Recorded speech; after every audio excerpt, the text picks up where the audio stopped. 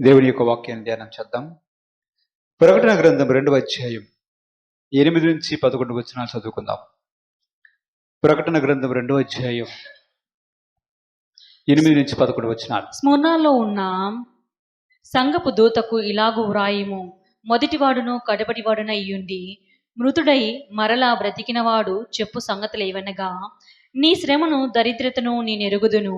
అయినను నీవు ధనవంతుడవే, తాము యూదులమని చెప్పుకొనుచు యూదులు కాక సాతాను సమాజపు వారి వలన నీకు కలుగు దూషణ నేనెరుగుదును. నీవు పొందబోవు శ్రమలకు భయపడకుము.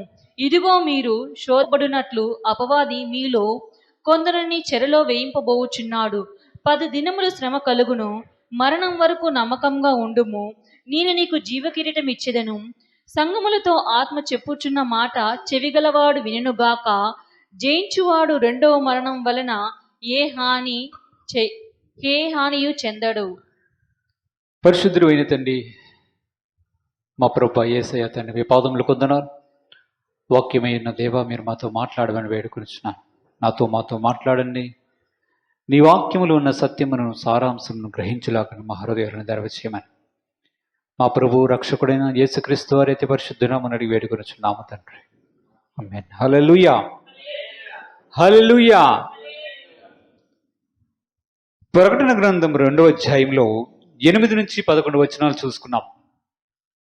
ఇక్కడ యేసు ప్రభు వారు తన భక్తుడైనటువంటి యోహానుకి దర్శనాన్ని చూపిస్తూ ఉన్నాడు. ఆ దర్శనములో స్ముర్ణ అనే ఒక సంఘము గురించి కొన్ని విషయాలను చెప్పమని చెప్పాడు. ఆ సంఘం పేరు స్ముర్ణ. స్ముర్ణ అనే సంఘానికి దేవుడు కొన్ని విషయాలని తెలియజేయమని చెప్పాడు. మనము కానీ చరిత్రలో చూసుకుంటే స్ముర్ణ అనే ఒక సంఘం ఉంది. అది ఏసియా మైనర్లో ఉండింది. ఇది రోమీల యొక్క అధికారములో ఉండేది. రోమా ప్రభుత్వపు అధికారంలో ఉండడం మనం చరిత్రలో చూడవచ్చు. అదే ప్రాంతంలో యూదులు కూడా కొంతమంది వెళ్ళి సెటిల్ అవ్వడం కూడా మనం చరిత్రలో చూడవచ్చు. ఆ ప్రాంతాలు ఎలాంటి ప్రాంతాలంటే వ్యాపారపు ప్రాంతాలు, ఓడరేవులు కలిగినటువంటి ప్రాంతాలలో యూదులు కూడా కొంతమంది వెళ్ళి అక్కడ స్థిరపడడం అనేది మనం చూడవచ్చు. ఆ యూదుల్లో నుంచే చాలామంది యేసు ప్రభు వారిని రక్షకునిగా అంగీకరించడం కూడా మనం గమనిస్తాం. వాక్యం సెలవిస్తుంది, స్ముర్ణ సంఘానికి యేసు ప్రభు వారు చెప్పిన మాట ఏమని సెలవిస్తుందంటే, యూదులు గాకయే యూదులమని చెప్పుకునే సాతాను సమాజపు వారి వలన నీకు కలుగు దూషణ అది. యూదులు గాకయే యూదుల వలె ప్రవర్తిస్తున్నటువంటి సాతాను సమాజపు వారి వలన ఆనాటి క్రైస్తవులకు చాలా ఇబ్బందులు ఎదురయ్యాయి. వారు యూదులే, వారికి సమాజ మందిరాలు ఉన్నాయి, అక్కడ దేవుణ్ణి ఆరాధిస్తూ ఉన్నారు. కానీ వారు క్రైస్తవులను చూచినప్పుడు క్రైస్తవుల మీద దూషణ పలకడం అనేది మనం చూస్తూ ఉన్నాం. ఎందుకు దూషిస్తున్నారు క్రైస్తవుల్ని?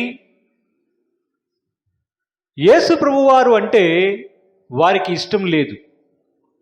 అందువలన ఒక విధముగా మనం చెప్పాలంటే ఆనాటి కాలంలో ఉన్నటువంటి యూదులే చాలామంది రోమా ప్రభుత్వపు అధికారానికి అప్పచెప్పడానికి కారణమైనట్లుగా మనం చరిత్రలో చూడవచ్చు.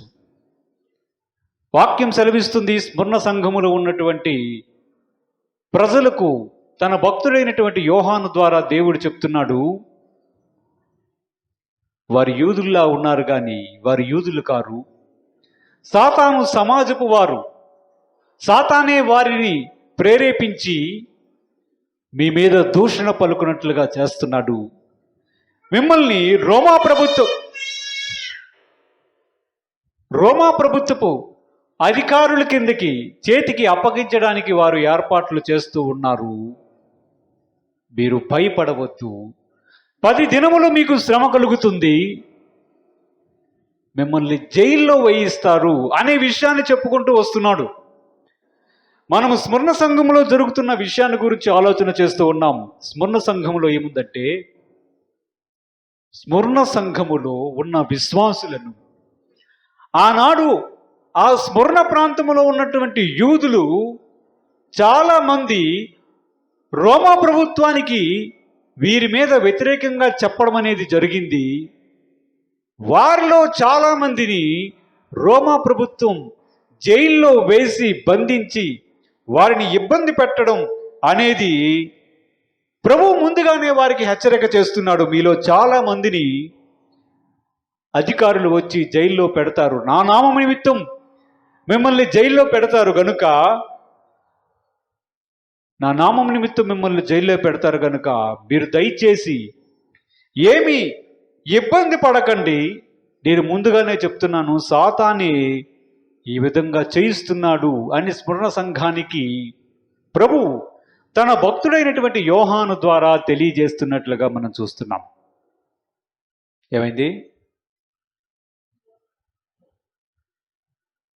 స్మరణ సంఘానికి దేవుడు ముందుగానే హెచ్చరిక చేస్తూ ఇంకొక మాట చెప్తున్నాడు, నీవు మరణం వరకు నమ్మకంగా ఉండండి,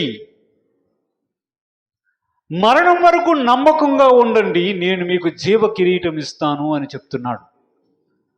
ప్రభు యొక్క వాక్యంలో మనకి అర్థమవలసిన విషయం ఏమిటంటే, ఆ సంఘానికి రాబోతున్నటువంటి శ్రమ గురించి చెప్తున్నాడు. అదే సమయంలో చెప్తున్నాడు, మీరు మాత్రం మీ నమ్మకాన్ని మీరు విడిచిపెట్టకూడదు అనే విషయాన్ని చెప్తూ ఉన్నాడు. ఎందుకు నమ్మకాన్ని విడిచిపెట్టకూడదు? జైల్లో వేయించి మిమ్మల్ని హింసించి మిమ్మల్ని బాధ పెట్టి నా నామం నిమిత్తం మీకు చాలా హింస కలగబోతుంది. కానీ మీకు చెప్తున్న మాట ఏంటంటే, మీరు మరణం వరకు నమ్మకంగా ఉండండి అని చెప్తున్నాడు. చూడండి, వాక్యంలో మనకు కనిపిస్తుంది, నమ్మకం వేరే, నమ్మకత్వం వేరే. నమ్మకం అంటే ఫెయిత్, నమ్మకం అంటే ఫెయిత్, నమ్మకత్వం అంటే ఫెయిత్ఫుల్నెస్. నమ్మకం అంటే, ఉదాహరణకి మనము దేవుణ్ణి నమ్ముతాం, అవునా? యేసు ప్రభువారు దేవుడిని నమ్ముతున్నాం, అవునా? అది నమ్మకం. లేదా పలానా వ్యక్తిని చూసినప్పుడు ఈ వ్యక్తి మీద నాకు నమ్మకం ఉంది అని చెప్తాం. ఆ వ్యక్తిని మనం నమ్ముతున్నాం అని చెప్తున్నాం. ఎందుకు నమ్ముతున్నాం అనేది మనం వ్యక్తిగతమైనటువంటి కారణాలు ఉంటాయి. యేసు ప్రభువారిని మనం నమ్మడానికి కారణం ఏంటంటే, ఆయన మన పాపముల నిమిత్తం చనిపోయాడని, మన కొరకు ప్రాణత్యాగం చేశాడనే విషయాన్ని బట్టి యేసు ప్రభువారు దేవుడని ఆయన యందు మనం విశ్వాసం ఉంచాం. అది నమ్మకం. నమ్మకత్వం అనేది వేరే విషయం. నమ్మకత్వములో ఇద్దరు వ్యక్తులు కనిపిస్తారు. అవతలకు వ్యక్తి ఉంటాడు, యువతలకు వ్యక్తి ఉంటాడు. ఈ వ్యక్తిని నమ్మడం జరుగుతుంది, కానీ వీరి మధ్యలో నమ్మకత్వం అనేది ఒకటి ఉండాలి. ఇది ఎలాగ అర్థం చేసుకోగలమంటే, ఉదాహరణకి వివాహ సమయంలో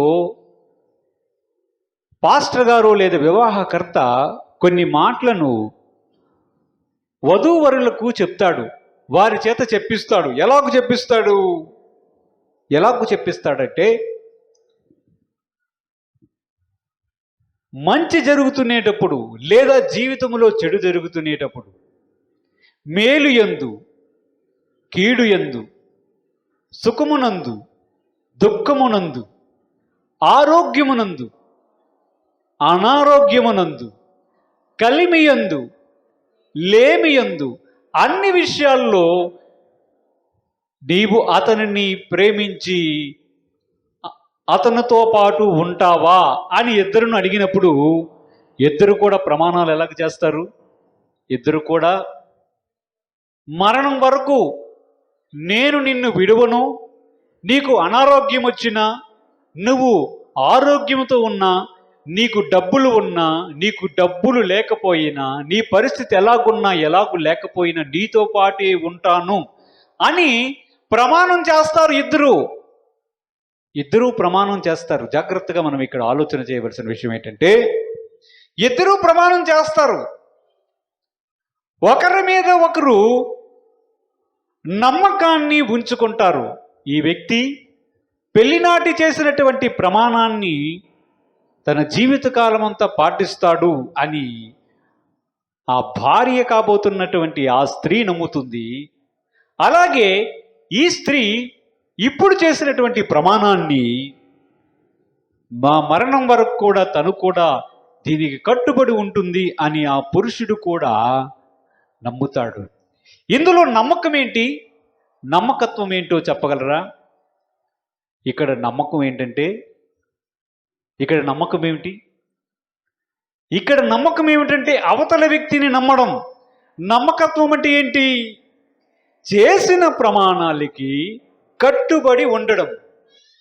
అన్ని పరిస్థితుల్లో కూడా నేను కట్టుబడి ఉంటాను అనేది నమ్మకత్వం కిందకు వస్తుంది. అంటే నమ్మకత్వం అనేది ఒక వ్యక్తిత్వ లక్షణం. అది ఒక వ్యక్తిత్వానికి సూచన వంటిది. మనకు సింపుల్గా అర్థం కావాలంటే, ఎవరైనా మనకి దారిని పోతున్నటువంటి వ్యక్తి మన ఇంటికి వచ్చి, అయ్యా నా దగ్గర ఒక 10 కోట్లు ఉన్నాయి, మీ ఇంట్లో పెడతా, రేపు వచ్చి తీసుకుంటా అన్నాడు అనుకుందాం. అప్పుడు మీరు ఏం చేస్తారు? లోపల పెట్టు, ఇల్లంతా ఖాళీగా ఉంది అని తలుపులు తెరుస్తాం, అవునా? కానీ ఆ వ్యక్తి రేపు తెల్లవారు వచ్చినప్పుడు వీడు ఉంటాడా, వెళ్ళిపోతాడా అనేదాన్ని నమ్ముతాడా, నమ్మడా?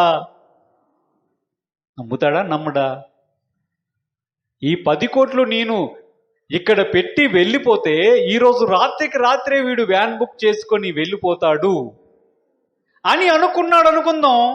అప్పుడు ఆ వ్యక్తికి నమ్మకత్వము అనేది మన క్రెడిబిలిటీ మీద ఆయనకి నమ్మకత్వం లేకపోయినట్లు అనమాట. ఆయనకి నమ్మకం లేకపోయినట్లు. ఆ వ్యక్తి మనల్ని నమ్మాడు అంటే మన వ్యక్తిత్వం ఏంటంటే, వీడు ప్రాణము పోయినా వీడు ఆ డబ్బు గురించి నన్ను మోసం చేయడు, నాకు అన్యాయం చేయడు, వీడిని నమ్మగలను. నేను డబ్బులిచ్చి వెళ్ళిపోయినా రేపు తెల్లవారు వచ్చినా దానిలో 1 రూపాయి కూడా వీడు తీసుకోకుండా అలాగే ఉంచుతాడు అని అతను గాని నమ్మాడు అనుకోండి, అప్పుడు ఏంటి తెలుసా? మనకి నమ్మకత్వం అనే వ్యక్తిత్వం ఉందని అర్థమైందా? నమ్మకానికి నమ్మకత్వానికి వ్యత్యాసం అర్థమైందా? హల్లెలూయా. ఏమర్థమైంది? నమ్మకానికి నమ్మకత్వానికి ఉన్న తేడా ఏంటి చెప్పండి? నమ్మకానికి నమ్మకత్వానికి తేడా ఏంటి?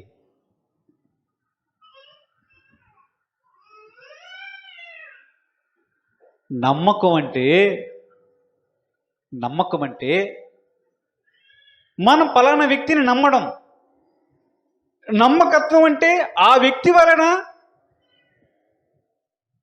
ఆ వ్యక్తిని నేను నమ్మి చెప్పడం వలన ఆ వ్యక్తి ఏ నష్టాన్ని కూడా నాకు చెయ్యడు అనే వ్యక్తిత్వ లక్షణాన్ని కలిగి ఉండడం. హల్లెలూయా.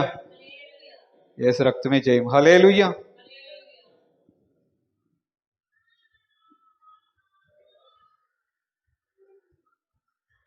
ఆ వ్యక్తి యొక్క వ్యక్తిత్వమే నమ్మకత్వం. ఇప్పుడు ఇంకొకలాగా ఆలోచిద్దాం. మనం ఉన్నాము, దేవుడు ఉన్నాడు. మనమున్నాము, దేవుడు ఉన్నాడు. దేవుడి దగ్గరికి వెళ్ళి ప్రభువా నాకు ఎలాగూ చెయ్యు, నాకు సహాయం చేయని ప్రార్థన చేశాం. ప్రభువు చెప్పాడు, కుమారుడా కుమార్తె నేను ఇలాగూ చేస్తాను అని. కానీ నువ్వు ఇలాగ చెయ్యాలి సుమా అని ప్రభువే చెప్పాడు అనుకుందాం. ఓకేనా? ఇప్పుడు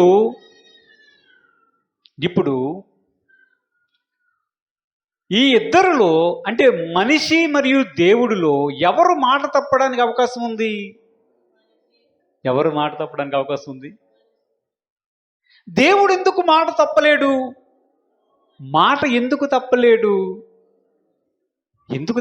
ఎందుకంటే అది ఆయన వ్యక్తిత్వం. ఆయన చెయ్యలేడు అలాగా. ఒక్కసారి మాట ఇచ్చిన తర్వాత ఆయన మాట తప్పలేడు. ఆయన మనం సంపూర్తిగా నమ్మవచ్చు, పూర్తిగా ఆయన మీద ఆనుకోవచ్చు. కానీ మన దగ్గరికి వచ్చినప్పటికీ ఈరోజు ఒకలాగుంటుంది, అంతా బాగుంటే రేపు ఒకలాగుంటుంది, కొంచెం కానీ తేడా జరిగితే ఎల్లుండి ఇంకొకలాగుంటుంది. అంటే మనలో ఏముండాలి? ఏమి లేనట్టు. మనలో నమ్మకత్వం అనే ఆ వ్యక్తిత్వ లక్షణం అనేది చాలా అరుదుగా కనిపిస్తూ ఉంది. ఇప్పుడు ప్రభువు స్మరణ సంఘంతో చెప్తున్నాడు.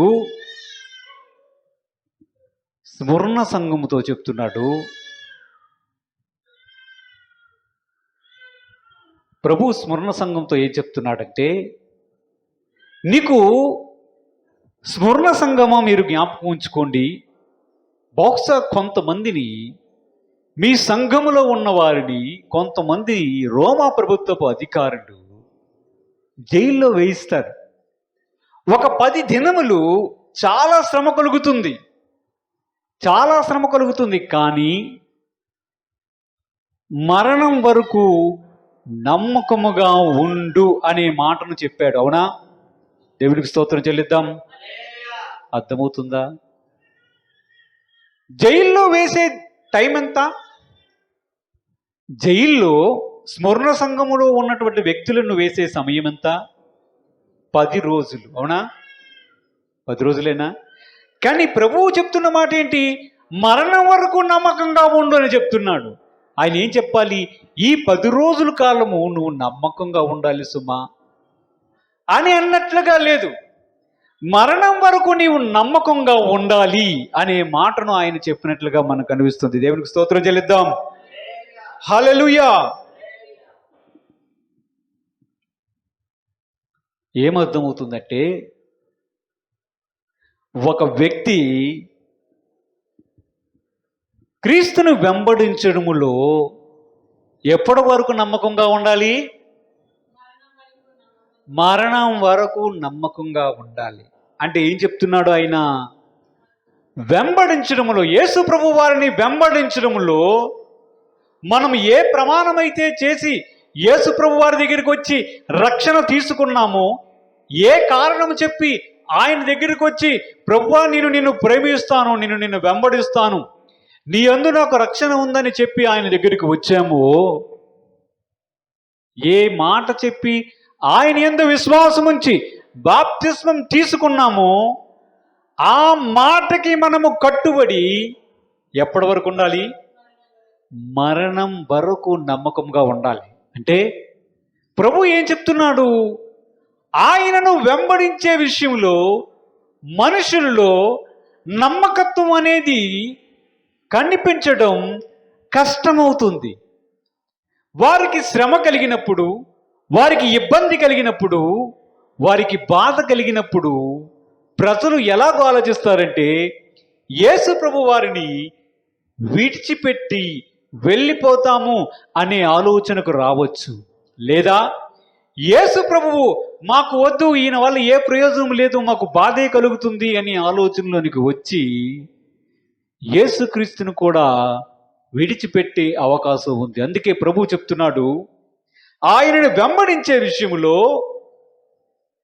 మనము నమ్మకత్వాన్ని చూపించగలగాలి. ప్రభు కోరుకుంటున్నటువంటి విషయం ఏమిటంటే, మనలో నమ్మకత్వం అనేది లేకపోతే అది ఆయన ఇష్టపడే విషయం కాదు. యాకోబు పత్రిక 1వ అధ్యాయం 12 నుంచి 13 వచనాలు చూద్దాం. యాకోబు పత్రిక. శోధన సహించువాడు ధన్యుడు ధన్యుడు అతడు శోధనకు నిలిచిన వాడై ప్రభు తన్ను ప్రేమించు వారికి వాగ్దానం చేసిన జీవ కిరీటము పొందును. దేవుడు కీడి విషయమై శోధింపబడనేరడు. ఆయన ఎవరిని శోధింపడు గనక ఎవడైనను శోధింపబడినప్పుడు నేను దేవుని చేత శోధింపబడుచున్నానని అనకూడదు. ఏం చెప్తున్నాడు?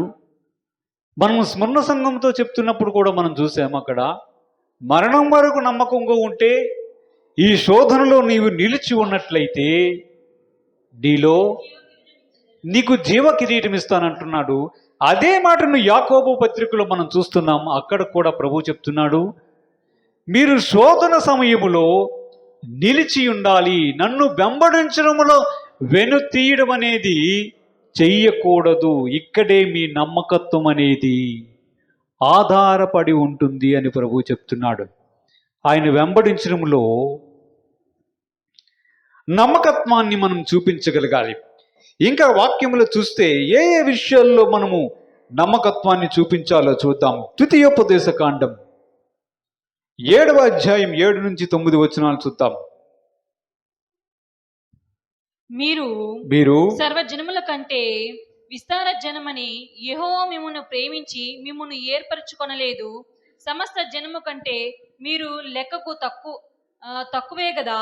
అయితే యెహోవా మిమ్మును ప్రేమించువాడు గనుకను తాను మీ తండ్రులకు చేసిన ప్రమాణమును నెరవేర్చువాడు గనుకను యెహోవా బహుబలము చేత మిమ్మును ఏర్పరిచి దాసుల గృహములో నుండి ఐగుప్తు రాజైన ఫరో చేతుల నుండి మిమ్మల్ని విడిపించెను.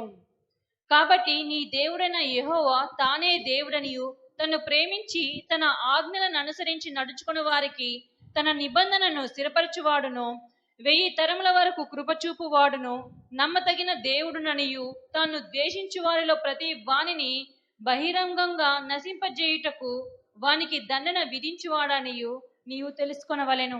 ప్రభువు చెప్తున్నాడు ఒక మాటని ఇశ్రాయేలు ప్రజలతో, ఇశ్రాయేలు ప్రజలారా, మిమ్మల్ని దేవుడు ఏర్పరచుకున్నాడు. మిమ్మల్ని ఎందుకు బయటకు తీసుకొచ్చాడో తెలుసా? ఐగుప్తు దేశంలో నుంచి. మీరు గొప్పవారని మిమ్మల్ని ఐగుప్తు దేశంలో నుంచి తీసుకుని రాలేదు. కేవలము నేను ఇచ్చినటువంటి వాగ్దానం ఏదైతే అబ్రహాముకు ఉందో ఆ మాట చెప్పుని మిమ్మల్ని తీసుకుని వచ్చాను. కానీ ఒక్క మాటను మీరు ఆలకించండి. మీరు ఒక మాట అర్థం చేసుకోవాలి. ఎందుకు మిమ్మల్ని ఐగుప్తు దేశంలో నుంచి తీసుకుని వచ్చానో మీకు తెలుసుకుందా?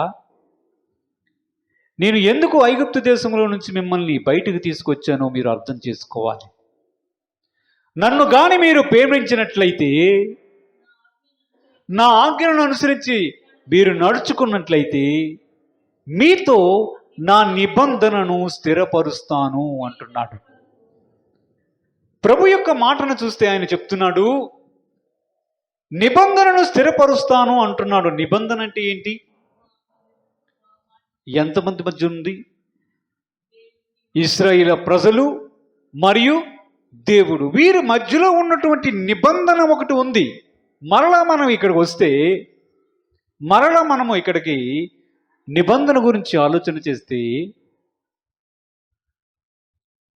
మనుషుల మధ్య కాంట్రాక్ట్ ఏర్పరచుకుంటారు. ఉదాహరణకి ఒక ఇల్లు కట్టాలనుకుందాం. ఇల్లు కట్టాలనుకుందాం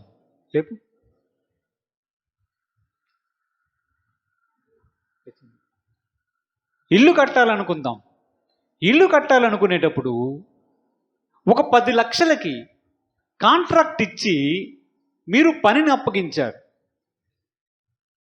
మీ మధ్యలో ఉన్నటువంటి నిబంధన ఏంటి? నీవు ఇల్లు పూర్తి చేయి, నేను 10 లక్షల్ని నీకు ఇస్తాను. అవునా? నువ్వు 4 రోజుల్లో పూర్తి చేస్తే నీకు 10 లక్షలు కూడా నేను ఇస్తాను. వాడికి 10 లక్షల రూపాయలు మీరు ఇవ్వడానికి ఉన్నటువంటి నిబంధన ఏమిటంటే ఇల్లు పూర్తి చేయడం. ఇందులో ఎన్ని పార్టీలు ఉన్నాయి? 2 పార్టీలు ఉన్నాయి.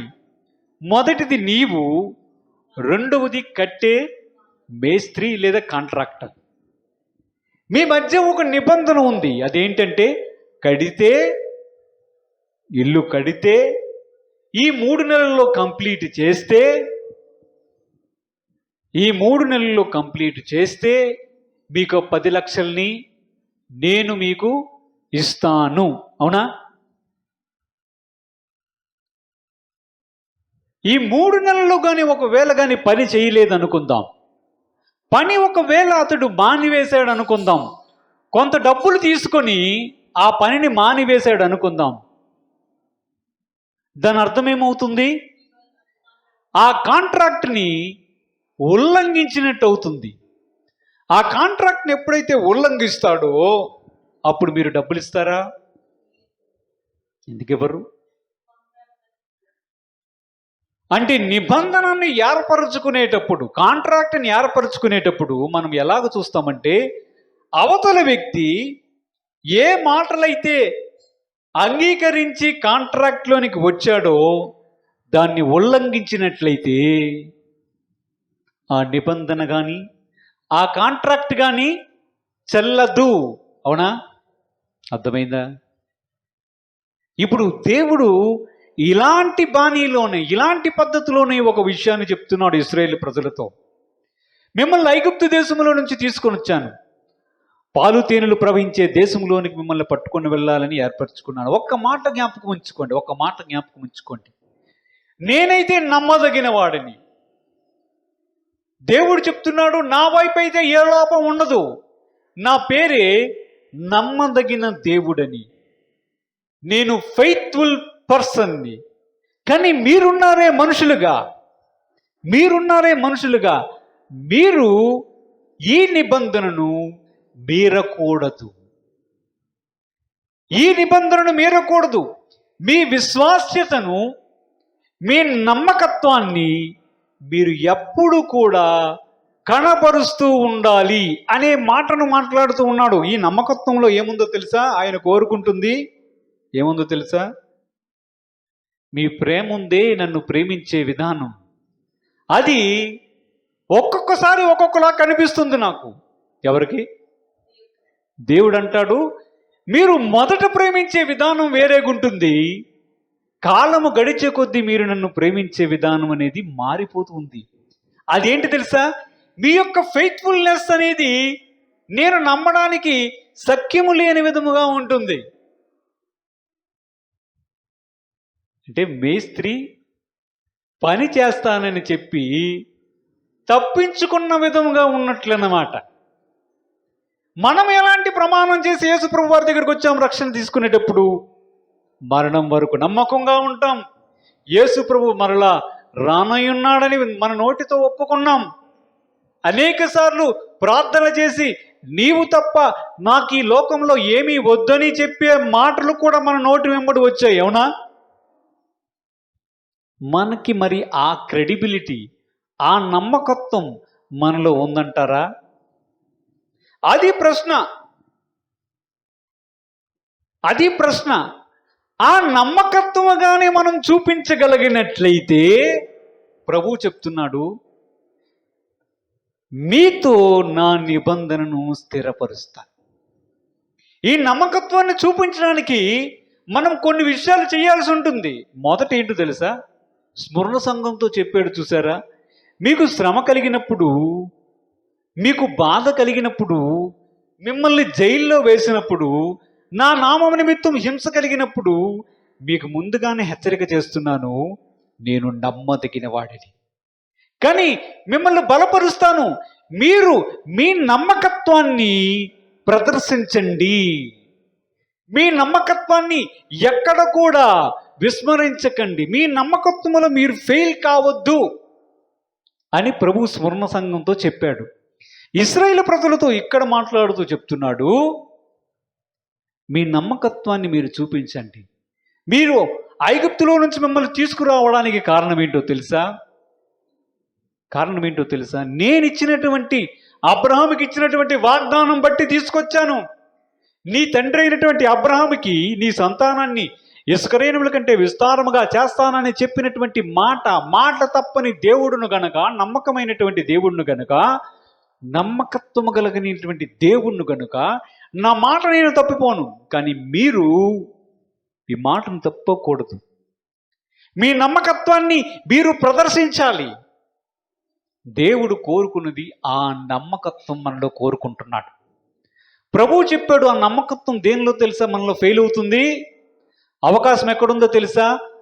దేవుణ్ణి ప్రేమించే విషయంలో అది ఫెయిల్ అవుతుంది. మనల్ని మనం పరిశీలన చేసుకుంటే యేసు ప్రభు వారిని మనము బాప్తిస్మం పొందిన దినము నుంచి నేటి వరకు ఆయనను ప్రేమించే విధానాన్ని ఒక్కసారి పరిశీలన చేసుకోండి. యేసు ప్రభు వారిని మొదట ఎంతగా ప్రేమించామో ఇప్పుడు అంతగానే ప్రేమిస్తున్నామా? యేసు ప్రభు వారిని మొదట ఎంత ఆసక్తితో వెంబడించామో ఇప్పుడు అంత ఆసక్తి మనకుందా? ఆ నమ్మకత్వం మనలో ఉందా? నిజముగా ఆయనను అదే ప్రేమతో ప్రేమిస్తున్నామా? దేవుడు ఆ నమ్మకత్వాన్ని చూస్తున్నాడు.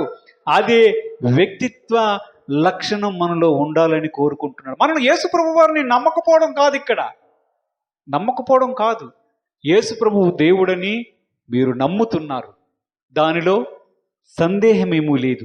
కానీ మన యొక్క క్రెడిబిలిటీ, మనము ఏదైతే ఆ నమ్మకత్వాన్ని, ఆ ఫెయిత్ఫుల్నెస్ని ఏదైతే ప్రదర్శించాలో దాన్ని మాత్రం సరైన విధముగా ప్రదర్శించడం లేదు. అందుకే ప్రభువు చెప్తాడు చూడండి, అదే ప్రకటన గ్రంథం 2వ అధ్యాయం 4 నుంచి 5 వచనాలు చూద్దాం.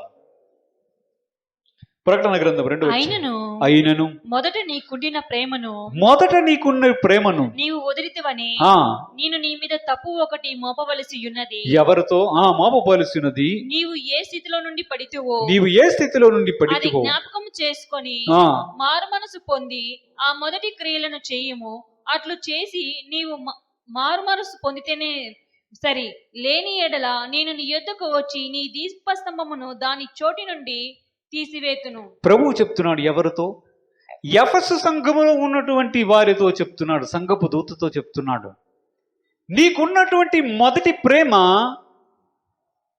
తగ్గిపోయింది. నీవు మారు మనసు పొందాలి అని ఎఫెసు సంఘముతో చెప్తున్నాడు. దీన్ని బట్టి మనకు ఒక విషయం అర్థం అవ్వాలి. ఆయన ఒకటి కోరుకుంటున్నాడు నమ్మకత్వంలో. ఆ మొదటి ప్రేమ ఏది? ఆ మొదట మనం యేసు ప్రభు వారిని వెంబడించే విధానం ఏది? దానిలో ఒక వ్యక్తి కిందకి దిగజారే పరిస్థితి రావచ్చు. ఎఫెసు సంఘపు దూత యేసు ప్రభు వారిని నమ్ముతున్నాడా? నమ్మడం లేదా? నమ్ముతున్నాడు. కానీ ప్రేమ విషయానికి వస్తే ప్రేమ మాత్రం కిందకి దిగజారేది. మొదటి ప్రేమ అనేది ఉండడం లేదు. అంటే దీని అర్థం ఏంటి? ఒక వ్యక్తి దేవుణ్ణి నమ్మవచ్చేమో కానీ మన పట్ల దేవుడు చూపించినటువంటి ఆ ప్రేమకు తగినట్లుగా మన వైపు నుంచి ఆయన మనలను నమ్మేటట్లు ఆ నమ్మకత్వాన్ని ప్రదర్శించలేకపోతున్నాం. ఆయన మనలను నమ్మగలగాలి. అదే నమ్మకత్వం అంటే చెప్పాను కదా, మనము దేవుణ్ణి నమ్మడం అనేది ఒక విషయం. దేవుడు మనలను చూచి ఈ వ్యక్తి తాను ఇచ్చిన మాటకు కట్టుబడి ఉంటాడు అని ఆయన అనుకోవాలి. అది జరుగుతుందా? ఈ వ్యక్తి నన్ను మొదటగా ఎంతగా ప్రేమించాడో అలాగే అదే ప్రేమను చివరి వరకు కొనసాగింపజేస్తాడు లేదా కొనసాగింపజేస్తుంది అనే నమ్మకం దేవునికి మన మీద కలగాలి. ఇందాక వివాహ విషయంలో మనం మాట్లాడుతునేటప్పుడు పురుషుడు స్త్రీ వారిద్దరూ సమానం ఇక్కడ, అవునా? ఇద్దరు మనుషులేనా? దేవదూతలకు పెళ్లి చేస్తున్నాము, ఇద్దరు మనుషులే. ఈ వ్యక్తి ప్రమాణం చేస్తున్నాడు, ఆ వ్యక్తి స్త్రీ కూడా ప్రమాణం చేస్తుంది. ఏమని చేస్తుంది? హమ్మింగ్ వస్తుంది. ఆ వ్యక్తి కూడా ప్రమాణం చేస్తున్నాడు, స్త్రీ ప్రమాణం చేస్తుంది, పురుషుడు ప్రమాణం చేస్తున్నాడు. ఇటు చూడండి, ఇద్దరు ప్రమాణం చేస్తున్నారు, అవునా? ఇప్పుడు అదే ప్లేస్లో ఒకవైపు మనిషి, ఇంకొక వైపు దేవుడిని ఉంచండి. ఇక్కడ వీళ్ళిద్దరు ఎవరు తప్పిపోయే అవకాశం ఉంది? మాట ఎవరు తప్పిపోయే అవకాశం ఉంది? మనిషి తప్పిపోయే అవకాశం ఉంది. అక్కడ భార్య తప్పిపోయే అవకాశం ఉంది, భర్త తప్పిపోయే అవకాశం ఉంది. ఇక్కడ మనిషి తప్పిపోయే అవకాశం ఉంది. కానీ దేవుడు మాత్రం తన నమ్మకత్వాన్ని ఏ మాత్రము తప్పిపోడు. తన నమ్మకత్వాన్ని ఎప్పుడూ తప్పిపోడు దేవుడు. మనమే తప్పిపోయే అవకాశం ఉంది. అది దేవుడు ఇష్టపడని విషయం. వాక్యంలో చూస్తే మనకు తెలుస్తుంది.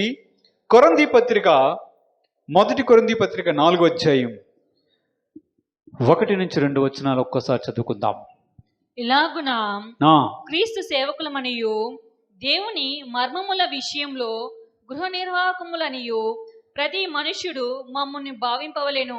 మరియు గృహ నిర్వాహకులలో ప్రతి వాడును నమ్మకమైన వాడై యుండుట అవశ్యము. ఇక్కడ అపొస్తలుడైనటువంటి పౌలు గారు ఒక విషయాన్ని గురించి చెప్తున్నాడు.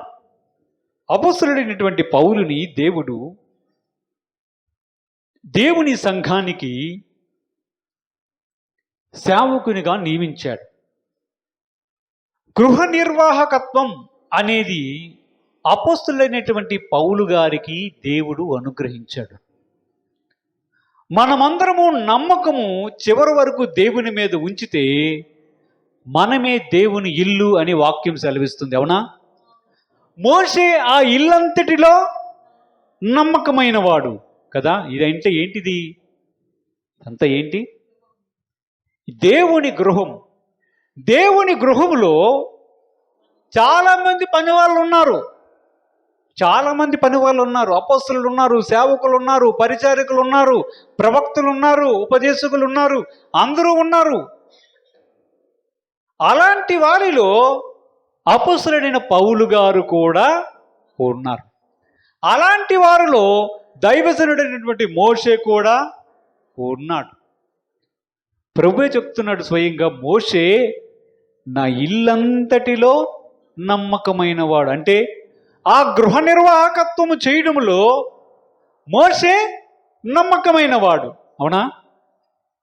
ఇప్పుడు అపొస్తలుడైనటువంటి పౌలు గారు ఒక మాట చెప్తున్నాడు. దేవుడు నన్ను ఏర్పరచుకున్నాడు. దేవుడు నన్ను ఏర్పరచుకున్నాడు. దేనికి ఏర్పరచుకున్నాడు తెలుసా? దేవుని యొక్క మర్మాలని ప్రజలందరికీ తెలియజేయాలి. ఏం పనిది? మన చేతిలో ఉన్నటువంటి పరిశుద్ధమైనటువంటి గ్రంథంలో క్రొత్త నిబంధన వచ్చిన తర్వాత అనేకమైనటువంటి పత్రికలు రాసింది ఎవరు? అపొస్తలుడైనటువంటి పౌలు గారు. ఆ పత్రికల్లో ఉన్నటువంటి సారాంశమే, మర్మాలే మనం ఈరోజు ధ్యానిస్తూ ఉన్నాం. ఒకవేళ అపొస్తలుడైనటువంటి పౌలు గారే లేకపోయారు అనుకుందాం, దేవుడు ఇంకొకరిని ఏర్పరచుకొని తన మర్మాల్ని తెలియజేస్తాడేమో. కానీ ఈ మర్మాలన్నీ మన చేతికి వచ్చుండేవా? దేవుని యొక్క విషయాలన్నీ మన చేతికి వచ్చుండేవా? కానీ దేవుడు ఎలాగ ఏర్పరచుకున్నాడంటే, అపొస్తలుడైన పౌలు అనే ఒక వ్యక్తిని ఏర్పరచుకొని ఈ వ్యక్తి నేను ఏదైతే తనకు బాధ్యతను అప్పగిస్తానో ఆ బాధ్యతను తప్పనిసరిగా నెరవేరుస్తాడు అని దేవుడు పౌలుని నమ్మాడు. అది విషయం. దేని గురించి నమ్మాడు?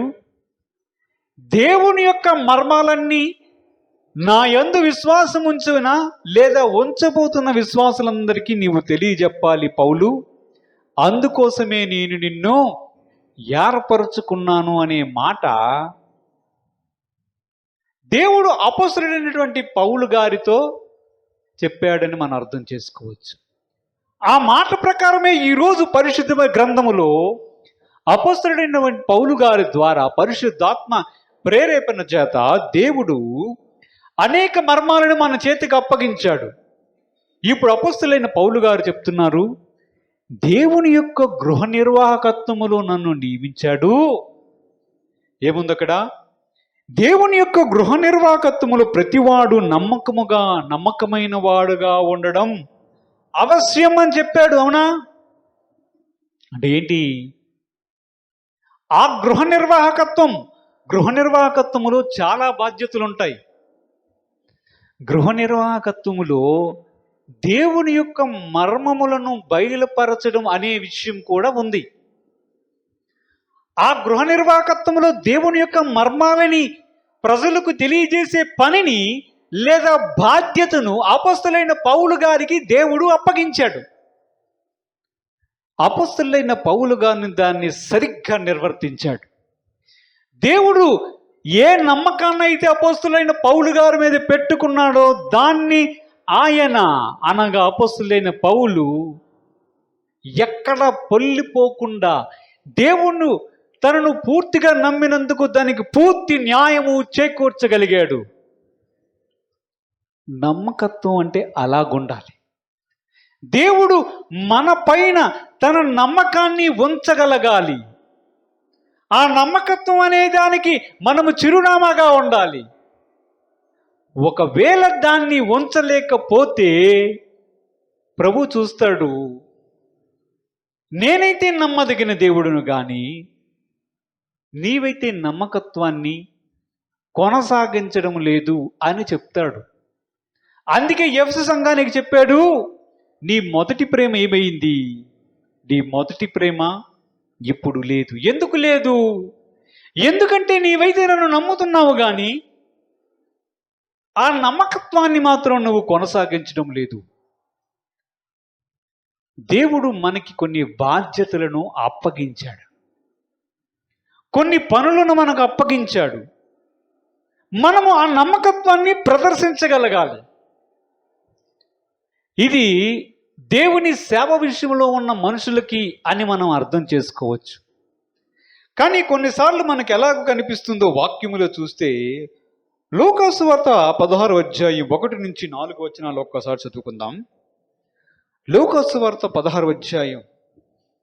మరియు ఆయన తన శిష్యులతో ఇట్లా నేను, ఒక ధనవంతుని యొద్ద ఒక గృహ నిర్వాహకుడు ఉండెను. వాడు అతన్ని ఆస్తిని పాడు చేయుచున్నాడని అతని యొద్ద వాని మీద నేరము మోపబడగా, అతడు వాణ్ణి పిలిపించి, నిన్ను గూర్చి నేను వినుచున్న ఈ మాట ఏమిటి? నీ గృహ నిర్వాహకత్వపు లెక్క అప్పగించుము. నీవు ఇక మీదట గృహ నిర్వాహకుడవై యుండ వల్ల కలదని వానితో చెప్పెను. ఆ గృహ నిర్వాహకుడు తనలో తాను, నా యజమానుడు ఈ గృహ నిర్వాహకత్వపు పనిలో నుండి నన్ను తీసివేయును గనక నేను ఏమి చేతును? త్రవ్వలేను, భిక్షమెత్త సిగ్గుపడుచున్నాను. నన్ను ఈ గృహ నిర్వాహకత్వపు పని నుండి తొలగించినప్పుడు వారు నన్ను తమ ఇండ్లలోనికి చేర్చుకున్నట్లు ఏమి చేయవలెనో నాకు తెలియననుకొనెను. యేసు ప్రభు వారు ఒక ఉపమానాన్ని చెప్తున్నాడు. ఆ ఉపమానంలో ఏం చెప్పాడంటే, ఒక ఇంటి యజమానుడు ఉన్నాడు. ఆ ఇంటి యజమానుడు ఒక పనివాడిని ఏర్పాటు చేసుకున్నాడు. ఆ పనివాడికి మొత్తం బాధ్యత అంతా అప్పగించాడు. అప్పగించి ఇంటిలో పని అంతా చూసుకో, మన వ్యాపారాన్ని మొత్తం చూసుకో అనే బాధ్యతను అప్పగించి ఊరుకున్నాడు. కొంతకాలానికి ఆ ఇంటి యజమానికి తెలిసిందంట, నా గృహ నిర్వాహకుడు ఎవడైతే ఉన్నాడో వాడు సరిగ్గా పనిచేయడం లేదు, వాడికి ఇచ్చినటువంటి డబ్బును వాడు దుర్వినియోగపరుస్తున్నాడు, వ్యాపారంలో ఉన్నటువంటి లాభాన్ని వాడు మోసం చేస్తున్నాడు, ఈ గృహ నిర్వాహకుడు చేస్తుంది సరైనది కాదు అని ఇంటి యజమానికి తెలిసిపోయింది. ఇది ఒక ఉపమానం. అప్పుడు గృహ నిర్వాహకుడి దగ్గరగా ఇంటి యజమానుడు వచ్చి, నీకు అప్పగించిన దాన్ని నీవు లెక్క అప్పగించు అనే మాటను అడగాలని అనుకుంటాడు. ఆ విషయం ఎవరికి తెలుస్తుంది? గృహ నిర్వాహకుడికి తెలుస్తుంది. అప్పుడు ఏం చేస్తాడు ఆ గృహ నిర్వాహకుడు? నా యజమానుడు కానీ ఒకవేళ నన్ను అడిగితే నేనేం చెప్తాను? నా మోసం అనేది బయటపడుతుంది, నన్ను పనిలో నుంచి తీసివేస్తాడు. పోనీ నేను ఎక్కడైనా కష్టపడి పని చేసి తవ్వే పని, గొయ్యిలు తీసే పని ఏదైనా చేయగలనా? చెయ్యలే. పోనీ అడుక్కోగలనా? ఈ ఉద్యోగం పోతే నాకు అడుక్కునే పరిస్థితి వస్తుంది, దాన్ని కూడా నేను చెయ్యలేను. కాబట్టి నేను ఏం చెయ్యాలి అని ఆలోచన చేయడం అనేది ప్రారంభిస్తున్నాడు. ఇది ఒక ఉపమానాన్ని యేసు ప్రభు వారు చెప్తున్నాడు. ఇక్కడ చూడండి, గృహ నిర్వాహకత్వం అనే దాని గురించి మరలా మాట్లాడుతూ ఉన్నాడు. ఇది ఏ గృహం? ఏ గృహం? ఏ గృహం? ఒక సాధారణమైనటువంటి ఇంటిలో పనిచేసే యజమానుడు పనివాడి గురించి చెప్తున్నట్లుగా ఉంది. కానీ నిజానికి ఉపమానం అనేది దేవుని ఇంటిలో ఉన్నటువంటి వ్యక్తులను గూర్చి చెప్తున్నాడని మనం అర్థం చేసుకోవాలి. యేసు ప్రభు వారు ఈ ఉపమానాన్ని చెప్పడంలో ఆయన యొక్క ఉద్దేశం మనకి ఎలాగ అర్థం అవ్వాలంటే, ఆయన మనకు కొన్ని బాధ్యతలను, కొన్ని పనులను అప్పగించాడు. దాన్ని మనకు అప్పగించాడు గనుక మనకు గృహ నిర్వాహకత్వం అనేది ఇవ్వబడింది. దానిని గురించి లెక్క ఆయన అడుగుతాడు. ఎప్పుడైతే ఆ నమ్మకత్వాన్ని కోల్పోతారో వారికి అది ప్రమాదకరంగా మారుతుంది. గృహ నిర్వాహకత్వపు గురించి మనం చూస్తునేటప్పుడు ఆయన ఏం చెప్తున్నాడు? గృహ నిర్వాహకత్వపు లెక్క అప్పగించుము అని యజమానుడు అడగడం అనేది మనం చూస్తున్నాం. అవునా? మనకు గుర్తుంటే తలాంతుల యొక్క ఉపమానముల గురించి కూడా యేసు ప్రభు వారు ఇదే భావాన్ని అక్కడ చెప్పినట్లుగా మనం చూస్తాం. ఒకడికి 5 తలాంతులు, ఒకడికి 2 తలాంతులు, ఇంకొకడికి 1 తలాంతు ఇచ్చి దేశాంతరం వెళ్ళిపోయినటువంటి ఆ యజమానుడు తిరిగి వచ్చి ఏం చేస్తాడు? 5 తలాంతులు ఇచ్చిన వాడిని నీకు ఇచ్చిన 5 తలాంతులు ఏం చేశావు? 2 తలాంతులు ఇచ్చిన వాడికి ఆ 2 తలాంతులు ఏం చేశావు? 1 తలాంతు ఇచ్చిన వాడికి ఆ 1 తలాంతు ఏం చేశావు అని అడగడం మనం చూస్తున్నాం. అవునా కాదా? మనకు ఒక విషయం అర్థం అవ్వాలి. మనము దేవుని ఇంటిలో ఉన్నాం. ఎక్కడున్నాం? దేవుడి ఇంటిలో ఉన్నాం. మనకు తలాంతులు ఇవ్వబడ్డాయి, మనకు బాధ్యతలు ఇవ్వబడ్డాయి. అవి కానీ సరిగ్గా నిర్వహించకపోతే గృహ నిర్వాహకత్వపు పనిలో మనము సరిగ్గా పని చేయకపోయినట్లే, మనము నమ్మకత్వము అనేది ప్రదర్శించకపోయినట్లే. దేవుడు దాన్ని తప్పనిసరిగా లెక్క అప్పగించమని చెప్పినప్పుడు మనం ఏం చేస్తాం?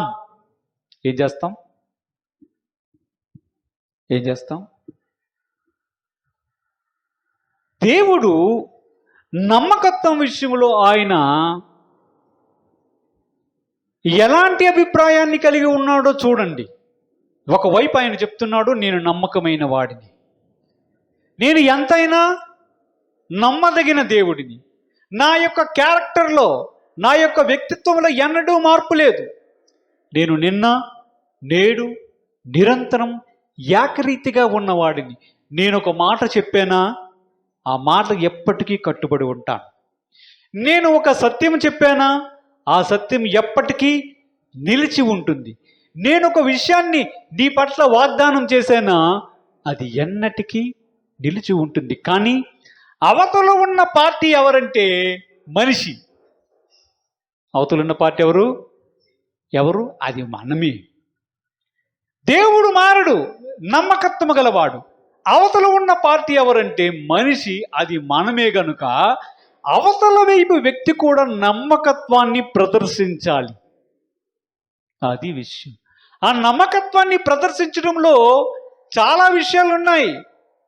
ప్రేమించడంలో చూస్తే మొదటి ప్రేమ సరిగ్గా లేకపోతే అడుగుతాడు, మొదటి ప్రేమ ఏమయ్యింది, నీ నమ్మకత్వం ఏది, నువ్వు నన్ను నమ్ముతున్నావు సరే, మొదట నీకున్న ప్రేమ ఏది అని అడగడంలో ఆయన ఉద్దేశం ఏంటి? ఏది నమ్మకత్వం? ఏది? నిన్ను నమ్మాను కదా, ఆ నమ్మకత్వం ఏది? ఎందుకు నీ ప్రేమ తగ్గిపోయింది? ఆ విధముగా దేవుడు ఆలోచిస్తాడు. అది నమ్మకత్వం.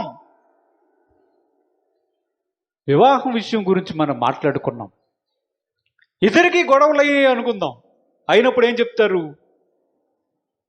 వ్యాధి యందు నీవు నాతో ఉంటావని నీవు ఆ రోజు ప్రమాణం చేశావు. ఎక్కడ? పెళ్లిలో. ఇప్పుడు నాకు అనారోగ్యం వచ్చిందని నీవు విడిచిపెట్టి వెళ్ళిపోతున్నావు. ఇదేనా నీ నమ్మకత్వం? మీకు నమ్మకత్వం అనే విషయం అర్థం కావాలని చెప్తున్నాను. ప్రమాణాలు ఉంటాయి, వాగ్దానాలు ఉంటాయి, ఒడంబడికలు ఉంటాయి, కాంట్రాక్ట్స్ ఉంటాయి. దేవుడు మనతో ఒక ఒడంబడికను, దేవుడు మనతో ఒక నిబంధనను ఏర్పరచుకున్నాడు. ఆ నిబంధనలో మనం పాలిభాగస్థలమయ్యాం. ఆ నిబంధనలో మనం వెళ్ళి ఆ మాటను చెప్పాం. దేవా, నేను నిన్ను ప్రేమిస్తాను. దేవా, శ్రమ అయినా బాధ అయినా సరే నేను నిన్ను విడిచిపెట్టను. దేవా, నీవు నాకు ఇచ్చిన బాధ్యతలను, నీవు నాకు ఇచ్చిన తలాంతులను నేనైతే తప్పనిసరిగా చేసే చేస్తాను అనే మాటలు మనం అన్నామా లేదా? అవి మన వైపు నుంచి వచ్చినవి. దేవుడు ఇప్పుడు ఇటు నుంచి చూస్తున్నాడు. కుమారుడా, కుమార్తె, నీవు చేసిన ఆ వాగ్దానం ఏది? నీ నమ్మకత్వం ఏది? నీవు నన్ను ప్రేమిస్తానన్నావే, ఇప్పుడు అలాగూ ప్రేమించడం లేదే. నీ నమ్మకత్వం ఏది? ఇదేనా నీ వ్యక్తిత్వం? ఇదేనా నీ వ్యక్తిత్వం? ఇదేనా నీ వ్యక్తిత్వం? ఎంత కష్టం వచ్చినా, శ్రమ వచ్చినా, బాధ వచ్చినా నేను నిన్ను విడువను ప్రభువా అనే మాటలు నీవు ప్రార్థనలో ప్రకటించావు కదా. ఇప్పుడు అడుగుతాడు ఎవరైనా, ఒకవేళ శ్రమలో బాధలో వెళ్ళిపోతే ఆయన అడుగుతాడు, కుమార్తె, కుమారుడా, నీవు ఆ మాటలు పలికేవు కదా, ఏది నీ నమ్మకత్వం? నేను నమ్మాను కదా, ఏది నీ నమ్మకత్వం? ఇప్పుడే అలాగ ఎందుకు ఉండడం లేదు? ఇప్పుడు ఎందుకు అలాగ ఉండడం లేదు? ఎందుకు అలాగ ఉండడం లేదు? ప్రభువా, నీవిచ్చిన తలాంతులను నేను వాడుతాను అని వాగ్దానాలు చేసి, ప్రకటనలు చేసి, ప్రార్థనలు చేసి అభిషేకాలు పొందినటువంటి వ్యక్తులు వాటిని ఉపయోగించకుండా, వాటిని కానీ దేవుని కొరకు పనిచేసే విధముగా వారు ఉపయోగించకుండా ఉంటే దేవుడు అడుగుతాడు, కుమారుడా, నేను నమ్మాను కదా, నీకు 5 తలాంతులు ఇచ్చాను, నీకు 5 తలాంతులు ఇచ్చాను, నీకు ఇన్ని వరములు ఇచ్చాను, నీకు ఇంత అవకాశాన్ని ఇచ్చాను, ఏది నీ నమ్మకత్వం? నేను నిన్ను నమ్మేని, కానీ నువ్వు నా నమ్మకానికి తగినట్లుగా నీవు ప్రవర్తించడం లేదే. ఏది నీ నమ్మకత్వం? అందుకే ప్రభు చెప్తాడు చూడండి, అదే లూకా సువార్త 16వ అధ్యాయం 10 నుంచి 12 వచనాలు చూసుకుంటే ఆయన చెప్తున్నాడు, మిక్కిలి కొంచెములో నమ్మకముగా ఉండువాడు ఎక్కువలోను నమ్మకముగా ఉండును, మిక్కిలి కొంచెములో అన్యాయముగా ఉండువాడు ఎక్కువలోను అన్యాయంగా ఉండును. అదే చెప్తున్నా. కాబట్టి మీరు అన్యాయపు సిరి విషయంలో నమ్మకంగా ఉండిన ఎడల సత్యమైన ధనమును ఎవరు మీ వశము చేయును? ఆయన చెప్తున్నాడు, కొంచెములో నమ్మకముగా ఉండేవాడు ఎక్కువలో నమ్మకముగా ఉంటాడు, కొంచెములో అన్యాయంగా ఉండేవాడు ఎక్కువలో అన్యాయంగా ఉంటాడు. 100 రూపాయల్లో 10 రూపాయలు లాగేశాడు అనుకుందాం. ఎవరు లాగేవారు? సంచిలో పడిన కానుకల్లో 100 రూపాయల్లో 10 రూపాయలు లాగాడు అనుకుందాం. ఉదాహరణకి ఇస్కరియోతు యూదా. అక్కడ 1000 రూపాయలు పెడితే ఎంత లాగుతాడు? 100 లాగుతాడు. 100 రూపాయల కానుక సంచి ఎవరి దగ్గర ఉండేది? ఇస్కరియోతు యూదా దగ్గర ఉండేది. కానుక సంచ 100 రూపాయలు తీసుకుని వచ్చి, ప్రభు ఇదిగో 100 రూపాయల కానుక వచ్చింది అని ఇచ్చాడు అనుకుందాం. ఆ 100 రూపాయల దగ్గర నమ్మకం ఉండేవాడు రేపొద్దున దానిలో 10,000 పడినా, ఇదిగో ప్రభు 10,000 పడింది అని చెప్పగలుగుతాడు. కానీ 100 రూపాయల్లోనే 50 రూపాయలు లాగేసేవాడు 10,000 పడితే ఎంత ఉంచుతాడు? ఎంత ఉంచుతాడు? ఎంత ఉంచుతాడు? 5,000 కూడా ఉంచుడో కూడా మనం చెప్పలేం. ప్రభువు చెప్తున్నాడు, మీరు కొంచెములో నమ్మకంగా ఉంటే అత్యధికముగా నమ్మకంగా ఉన్నట్టే. మీకు ఇచ్చిన 1 తలాంతు విషయంలోనే నమ్మకంగా లేకపోతే నాకు 10 తలాంతులుంటేనా అవి చేస్తా ఇవి చేస్తా అనేదానికి ఏమైనా అర్థం ఉంటుందా? ప్రభు యొక్క వాక్యం సెలవిస్తుంది, ప్రభువు మన వద్ద నుంచి నమ్మకత్వాన్ని ఎదురు చూస్తున్నాడు. మనము ఆ నమ్మకత్వాన్ని ప్రదర్శించాలి. నమ్మకత్వం అనేది, ఫెయిత్ఫుల్నెస్ అనేది ఆయన మనల్ని చూచి నా కుమారుడి పట్ల నాకు నమ్మకం ఉంది అని చెప్పగలగాలి. అది ఏ విషయంలో? శ్రమ విషయంలోనైనా నా కుమారుడు తప్పిపోడు, ఏ పరిస్థితి అయినా తప్పిపోడు, మొదటి ప్రేమను కొనసాగిస్తాడు, తనకిచ్చిన తలాంతులను ఉపయోగిస్తాడు అనే నమ్మకం మనం క్రియేట్ చేయగలగాలి. ఎవరికి క్రియేట్ చేయాలి? ఎవరు క్రియేట్ చేయాలి? మనుషులకు కాదు, దేవుడికి ఆ భావన కలగేటట్లు చెయ్యాలి. చేయగలమా? చేయగలిగితే మనలో ఆ నమ్మకత్వం ఉన్నట్లే. దేవుడి దగ్గర ఉన్న ప్రత్యేకత ఏంటంటే, కొంచెంలో నమ్మకం ఉంటే చాలు. 5 తలాంతులు నమ్మకముగా ఉంచిన వాడు, నమ్మకత్వాన్ని ప్రదర్శించిన వాడికి దేవుడు ఏం చేశాడు? ఇంకొక 5 తలాంతులను అనుగ్రహించాడు. 1 తలాంతులో నమ్మకం లేని వాడికి ఏం చేశాడు? ఆ ఉన్నది కూడా తీసివేయడం అనేది జరిగినట్లుగా మనం చూస్తాం. ఇవి ఉపమాన రీతిలో ఉన్నాయి, కానీ దేవుని యొక్క వాక్యం విషయంలో మనం అర్థం చేసుకుంటే, మనము భూమి మీద జీవించిన కాలంలో ఎంత నమ్మకముగా మనం ఉండగలుగుతామో అంత ఎక్కువగా ఆశీర్వదించబడతాం. ఎంత ఎక్కువగా ఆశీర్వదించబడతామో మన మరణము తరువాత రాబోయే యుగములో, రాబోవు ప్రపంచములో అంత ఉన్నత స్థాయిలో ఉండగలుగుతాం.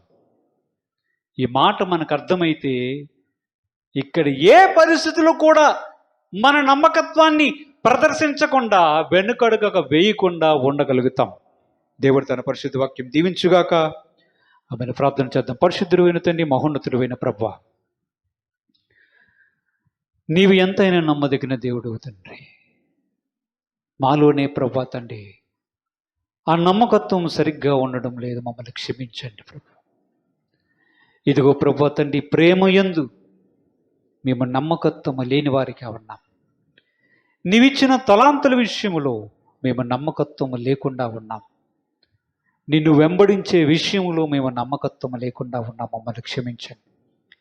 ఇక మీదట ప్రభువా, ప్రతి విషయంలోనూ ప్రభువా తండ్రి, మీరు మమ్మల్ని సంపూర్ణముగా నమ్మే విధముగా మేము ఆ నమ్మకత్వాన్ని ప్రదర్శించే వారిగా ఉండే కృప మాకు దయచేయమని, ఈ వాక్యాన్ని మా హృదయం అనే పలక మీద వ్రాసి మీరు మహిమ పొందమని మా ప్రభు రక్షకుడైన యేసుక్రీస్తు వారి అతి పరిశుద్ధనామని అడిగి సమర్పిస్తున్నాము తండ్రి. ఆమేన్. దేవుడు తన పరిశుద్ధ వాక్యం దీవించుగాక. ఆమేన్.